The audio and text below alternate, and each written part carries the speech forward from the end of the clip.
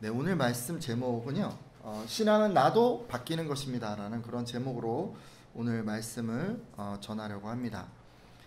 2020년이 이제 시작됐습니다. 그렇죠? 여러분 한 며칠 지났습니까? 지금? 한 열흘 남짓 이제 지났네요. 12일이네요. 그죠? 지난 주간에 저는 이제 기도원회를 좀 다녀왔는데 큰가지 교회 이제 한 해를 좀 준비를 하고 또 여러분 위해서 또 기도하는 그런 시간을 좀 가지려고 갔었습니다.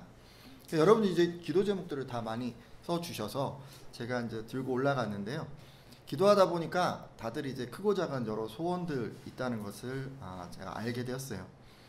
연초에 제가 기도한 거, 여러분 또 소원한 거 이런 것들이요 다 주님의 은혜 안에서 이루어지기를 소망합니다. 제가 이번에 이제 기도하면서 좀 느낀 것이 있었는데 대부분의 성도님들이 내 주변을 좀 바꿔주세요 라고 이렇게 기도하신다는 겁니다. 물론 기도 중에는 내 성품이 바뀌고 내 가치관이 바뀌고 내 삶의 목표가 바뀌게 해주세요 라고 드리는 기도도 있었지만 그보다는 뭐 이런 거 있잖아요. 내 부모님이 좀 바뀌었으면 좋겠어요. 내 배우자가 좀 바뀌었으면 좋겠어요. 내 자녀가 좀 바뀌었으면 좋겠어요. 내 직장 상사가, 내 동료가 바뀌어졌으면 좋겠어요. 내 환경도 바뀌어졌으면 좋겠어요. 내가 좋은 직장을 가고 싶고 내가 좋은 가정을 이루고 싶어요. 하나님 이런 것들, 내 환경들 다 바꿔주세요. 이런 기도가 훨씬 더 많았던 것 같습니다. 물론 여러분 그 주변을 바꿔달라는 이런 기도는 반드시 하셔야 됩니다. 하나님께서 여러분의 주변 사람들도 또 여러분 처한 그런 환경도 바꿔주시길 간구해야만 합니다. 근데 조금 아쉬운 건 뭐였냐면 그런 기도들에 비해서 자신을 바꾸겠다는 기도가 좀 적었다는 것입니다. 근데 여러분 예수님은 우리에게 그렇게 얘기를 하셨어요. 자기가 바뀌는 게 그 신앙의 어떤 첫걸음인 것처럼 그렇게 가르쳐 주셨어요. 마가복음 8장 34절을 보면 예수님은 함께했던 그 무리와 제자들을 불러서 이렇게 얘기하셨어요. 누구든지 나를 따라오려거든 자기를 부인하고 자기 십자가를 지고 나를 따를 것이니라 라고 그렇게 말씀해 주셨어요. 그러니까 예수님의 이 말씀을 보면 자기 부인 있잖아요. 자기를 바꾸겠다는 어떤 결단이죠. 이런 결단이 그 제자됨의 어떤 첫 번째 조건이라고 하는 것을 분명히 가르쳐 주셨습니다. 여러분 자기 부인이라고 얘기하니까 이게 좀 무슨 얘기일까요? 우리의 성품을 바꾸고 우리의 가치관도 바꾸고 우리가 가지고 있었던 어떤 삶의 우선순위도 바꾸라는 그런 말씀 아닙니까? 근데 사실 뭐 다 알면서도 이 자기 부인이 정말 쉽지가 않습니다. 왜냐하면 우리가 가지고 있는 그 마음에 가지고 있는 이 욕심들이 다 있어서 그게 내려놓기가 쉽지 않은 것 같아요. 우리는 가지고 있는 어떤 욕심이 있는데 그것 때문에 이 자기를 변화시키는 것을 주저합니다. 분명히 욕심을 버릴 것을 가르쳐 주셨지만 이걸 이제 쉽게 못하기 때문에 선뜻 포기하지 못하는 것이죠. 네, 여러분 우리가요 계속 욕심을 부리고 절대 난 이건 안 돼 이렇게 이제 붙잡고 있는 그런 게 있으면요 이제 변화되지 않고 이제 그런 시간이 굉장히 길어지거나 계속되면 그럼 어떻게 될까요? 좀 궁금하지 않으십니까? 그래서 오늘은요 신앙생활 정말 열심히 한 사람이에요. 근데 그 마음에 이 욕심을 몇 가지 욕심을 버리지 못하고 계속 가지고 있었던 한 사람을 소개하려고 합니다. 바로 이제 기드온이 그 사람인데요. 여러분 계속 듣고 계시니까 잘 아시죠? 기드온은 몇 명의 군사들로 13만 5천 명 물리쳤어요? 300명, 그죠? 300명. 그러니까 당대 최고의 영웅이라고 제가 말씀드렸습니다. 그러니까 얼마나 사람들이 놀랐냐면 이스라엘 사람들이 다 몰려와서 제발 우리의 왕이 되어 주십시오라고 말할 정도로 그렇게 대단한 사람이었어요. 근데 이제 이 기드온이 그 사람들의 제안을 딱 거절을 하죠. 그러니까 여기까지만 보면 기드온은 정말 겸손한 사람, 또 진정한 영웅임에 틀림이 없습니다. 그런데 여러분 이 기드온이 그 재물에 대한 욕심을 버리지 못했어요. 기드온은 미드양과의 전쟁에서 얻은 이 모든 전리품을 독차지했을 뿐만 아니라 금으로 제사장들이 만든 에봇을 만들어서 자기 집에 두었습니다. 자, 그러면 여기까지 보면 이렇게 기드온이 재물에 욕심을 낸 것은 어떤 결과를 만들어냈을까요? 잠시 말씀을 보려고 하는데 사사기 8장 27절 말씀입니다. 여러분 한번 읽어주시겠어요? 기드온이 그 금으로 시작. 기드온이 그 금으로 에봇 하나를 만들어 자기의 성읍 오브라에 두었더니 온 이스라엘이 그것을 음란하게 위함으로 그것이 기드온과 그의 집의 올무가 되니라. 아멘. 우리가 이 말씀을 보면 기드온이 이제 재물에 욕심을 냈더니 그 이스라엘 사람들이 에봇을 음란하게 섬겼다라고 말씀을 합니다. 여기서 음란하게라는 얘기는요, 에봇을 우상으로 섬겼다는 그런 말씀입니다. 근데 여러분, 에봇이 뭘 상징하냐면요, 하나님의 임재를 상징을 해요.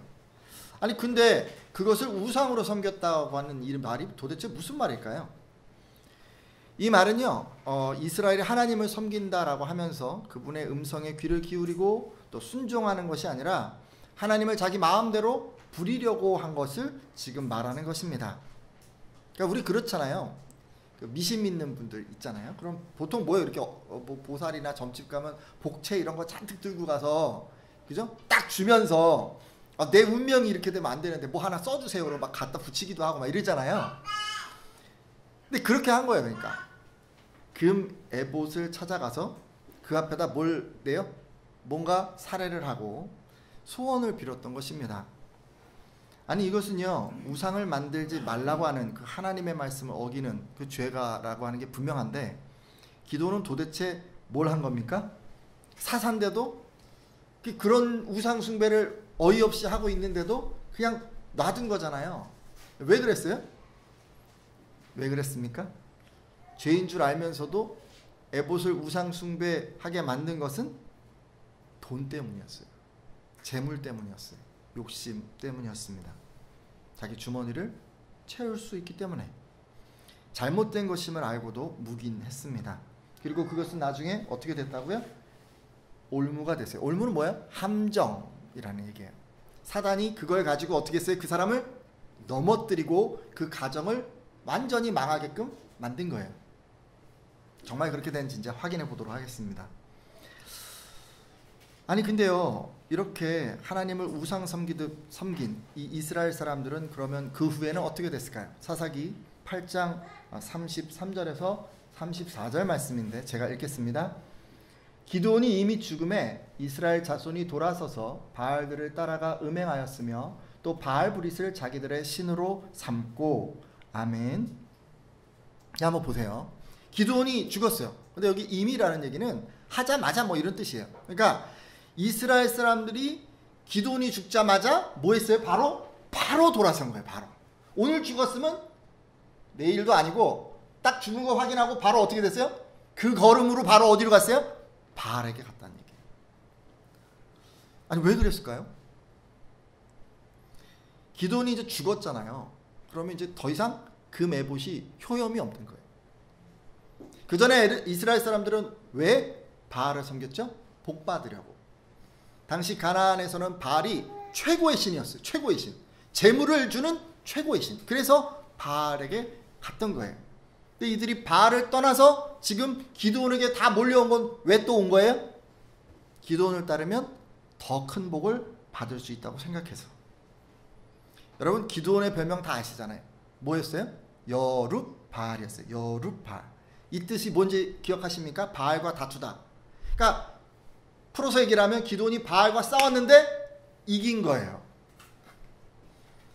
그러니까 이스라엘 사람들은 어떻게 생각했냐면 기드온이 지금 살아있잖아요. 그러면 기드온의 표야 더 많은 복을 누리는 거예요. 바알도 이긴 그 기드온이잖아요.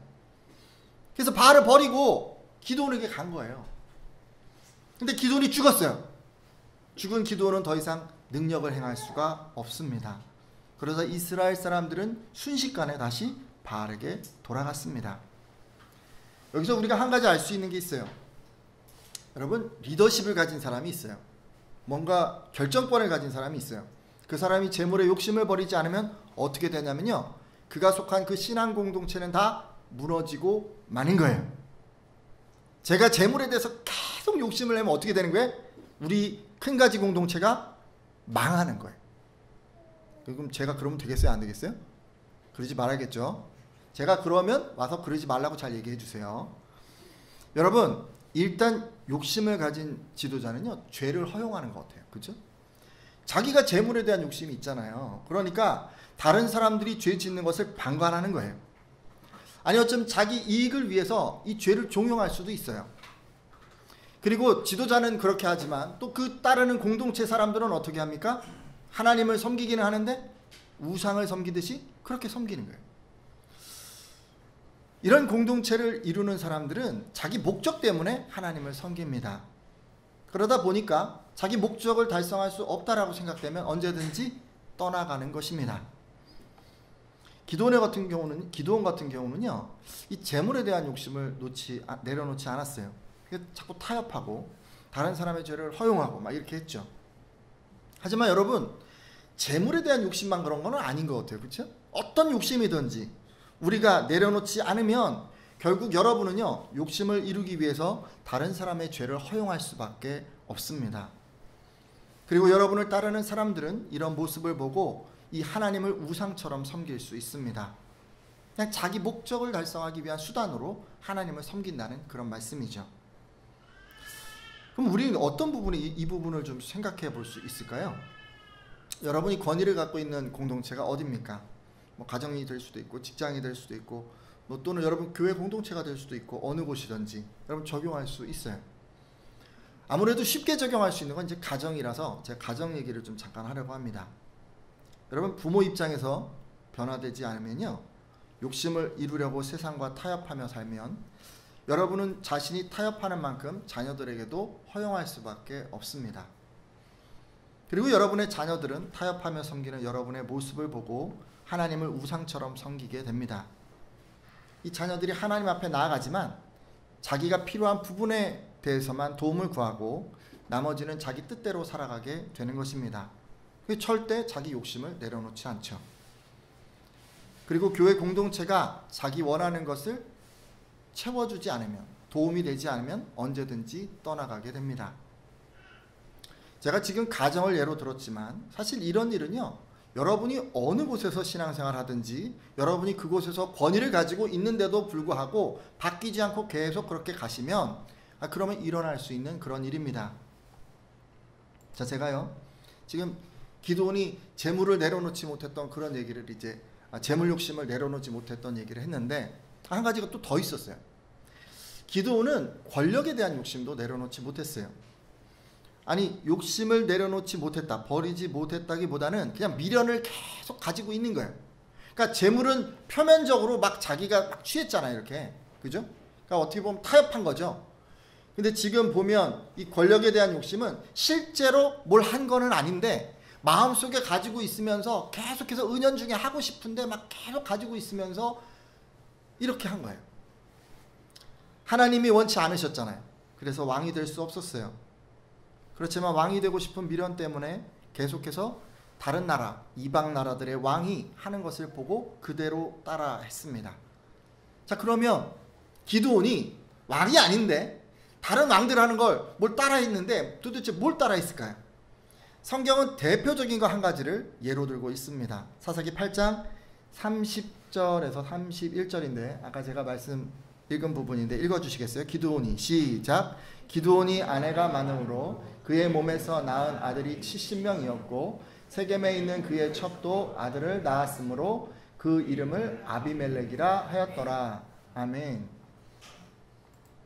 자, 여러분, 기드온이 아내가 많았는데 아들이 몇 명이에요? 70명. 아들만 70명이면 도대체 얼마나 많은 자녀가 있었을까요? 딸까지 하면 한 100명은 넘는 것 같은데, 그죠? 100명이라고 해도, 그죠? 아내가 도대체 몇 명이나 돼야 이 100명을 낳을 수 있을까요? 한 30명은 돼야 되나? 제가 좀 잘 모르겠어요. 이게 지금 한 3명씩 난다고 해도 30명에서 한 그 정도는 돼야지 되지 않습니까? 그죠? 그러니까 정상적으로 결혼을 해서 자기가 같이 살고 있는 아내만 몇 명이에요? 30명. 근데 여러분, 이건요, 당시 이방에 예수님을 모르는 사람들 있잖아요. 그런 사람들 중에 왕들이 누리는 그런 특권이었어요. 기도는 자기가 왕이 되겠지 않겠다라고 이렇게 거절을 했으면서도 실제로는 이렇게 많은 아내를 둔 것으로 보아서 그가 세상의 왕들을 따라서 살았다는 것을 의미합니다. 말씀을 보면 그가 이제 얼마나 왕처럼 살고자 했던지 많은 아내도 모자라서 세겜이라고 하는 도시에 첩도 한 사람 두었다고 지금 이야기를 하고 있습니다. 근데 여러분, 이렇게요, 권력을 막 추구하는 이 모습은 그의 자녀들에게까지도 영향을 끼쳤습니다. 자녀들은 아마 그렇게 생각했을 거예요. 왕이 되는 게 정말 중요한 거구나, 정말 가치 있는 거구나, 왕이 되는 게 최고구나 그렇게 생각했을 거예요. 왜냐면 아버지가 막 그렇게 하니까. 아마 이 아이들에게 있어서 이 왕이라고 하는 거 있잖아요. 왕이 된다는 거는 아버지가 미처 이루지 못한 어떤 꿈인 것처럼 막 그렇게 생각이 됐을 거예요. 특히 기드온은 자기 그 여러 자녀들 중에 한 자녀에게 자기가 얼마나 왕이 되고 싶은지를 이름으로까지 남겼어요. 잠시 볼까요? 세겜에 있는 첩이 낳은 아들 이름이 뭐였습니까? 아비멜렉. 여러분, 아비멜렉이라는 말의 뜻이 뭐냐면요, 내 아버지는 왕이시다라는 뜻이에요. 내 아버지는 왕이다고. 자기 왕이 아닌데 자기 아들한테 내 아버지는 왕이다 이렇게 이름을 줘준 거예요.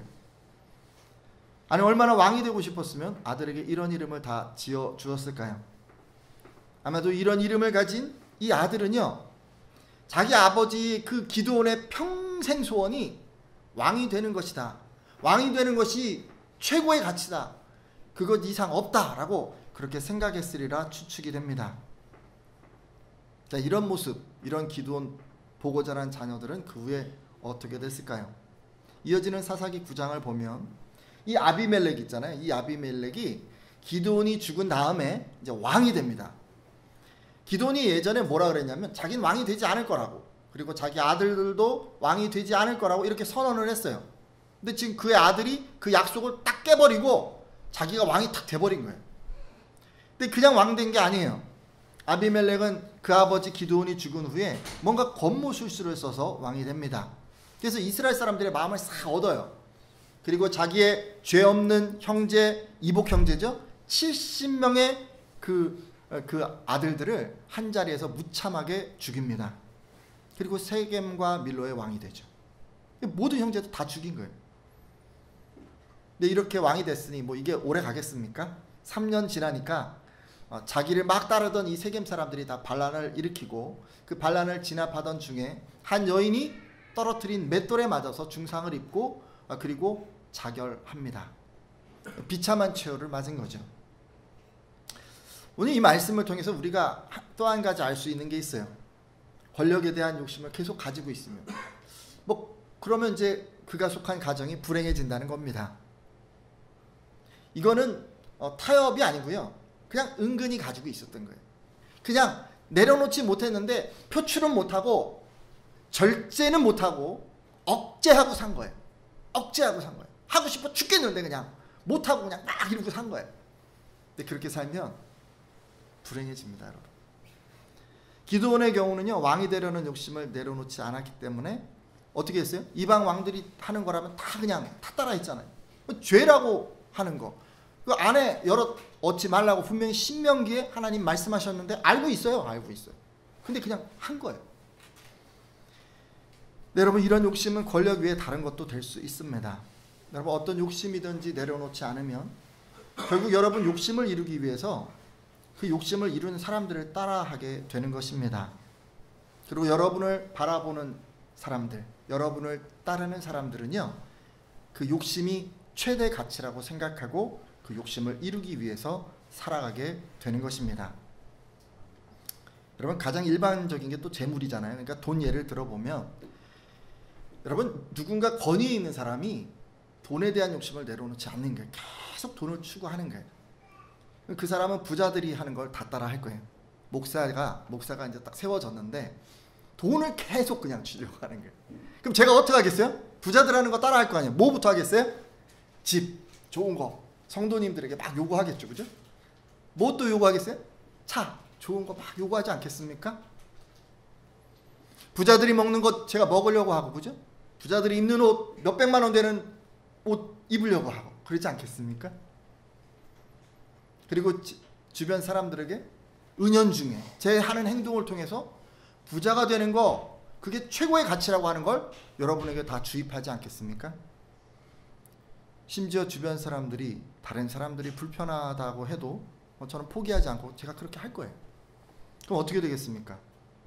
저를 따르는 여러분들은 부자 되는 걸 최고의 가치라고 여기게 되겠죠. 그리고 어떻게 해요? 세상 사람들처럼 그 욕심을 이루기 위해서, 여러분, 교회 밖에 나가면 다 그렇게 살아갈 거예요. 그렇죠? 제가 앞에 서 있는 목사님이 그렇게 하는데 뭐 여러분 다 그렇게 살 거 아니에요. 여러분 지금 기도온 이 말씀 통해서 우린 스스로 바뀌지 않고 이 주변 바뀌기를 바라는 그런 신앙생활 계속하면 결국 욕심이 이끄는 대로 살아가게 된다는 것을 알게 됐습니다. 제가 욕심을 따르는 이 신앙생활의 예를 두 가지로 제가 말씀드린 거예요. 그러니까 첫 번째 말씀드리는 거 한마디로 말씀드리면 타협하는 거예요. 타협. 그러니까 잘하는 부분도 있어요. 근데 뭔가 내가 내려놓지 못한 건 자꾸 그냥 내려놓지 못하고 그냥 계속 하는 거죠. 어떤 면에는 흠잡을 데 없을 정도로 신앙생활 정말 잘하지만 자기가 내려놓지 못하는 욕심의 부분은 그냥 타협하면서 사는 것입니다. 네, 여러분 이런 생활을 하면 자기가 속한 공동체의 사람들까지도 세상과 타협하며 살아가게 만듭니다. 제일 무서운 건 뭐냐면 하나님을 우상처럼 섬기게 만드는 것입니다. 두 번째 제가 뭘 얘기했냐면 그러니까 세상을 따라서 자꾸 사는 거예요. 세상을 쫓아서 세상 가치를 따라서 자신 욕심을 버리지 못하고 계속 세상을 따라 살아가면 욕심을 이룬 세상 사람들처럼 그렇게 따라서 자꾸 살아가게 되는 것입니다. 그리고 그 권위를 따르는 사람들은 하나님을 가볍게 여기고 그리고 욕심을 이루기 위해서 세상 사람들과 동일하게 살아가게 됩니다.